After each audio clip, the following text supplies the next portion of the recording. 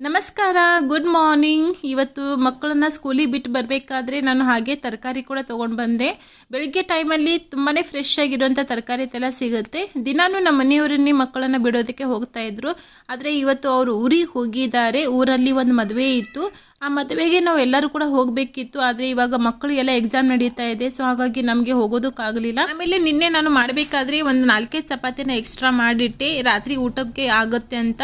ಆದರೆ ರಾತ್ರಿ ನಾವು ಯಾರೂ ಕೂಡ ಊಟ ಮಾಡಲಿಲ್ಲ. ಹಾಗಾಗಿ ಎಲ್ಲ ಚಪಾತಿನ ಹಾಗೆ ಉಳಿದು ಇವಾಗ ಉಳಿದಿರುವಂಥ ಚಪಾತಿಯಿಂದ ನಾನು ಒಂದು ರೆಸಿಪಿನ ಮಾಡ್ತಾ ಇದ್ದೀನಿ. ಚಪಾತಿನ ಮಿಕ್ಸರ್ ಜಾರಲ್ಲಿ ನೋಡಿ ಈ ಸೈಜ್ಗೆ ನಾನು ಪುಡಿನ ಮಾಡ್ಕೊಂಡಿದ್ದೀನಿ.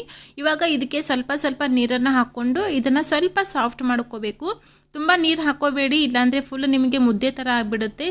ಸ್ವಲ್ಪ ಸ್ವಲ್ಪ ನೀರನ್ನು ಹಾಕ್ಕೊಂಡು ಜಸ್ಟ್ ಬರೀ ಲೈಟಾಗಿ ಇದು ಸಾಫ್ಟ್ ಆದರೆ ಸಾಕು. ಅದಾದ ನಂತರ ಅವಲಕ್ಕಿ ಹಿಟ್ಟೆಲ್ಲ ನಾವು ಯಾವ ಥರ ಒಗ್ಗರಣೆ ಹಾಕ್ತೀವಿ ಆ ಥರ ಒಗ್ಗರಣೆ ಹಾಕ್ಕೊಂಡ್ಬಿಟ್ರೆ ನಮ್ಮದು ಚಪಾತಿ ಅವಲಕ್ಕಿ ಕೂಡ ರೆಡಿ ಆಯಿತು.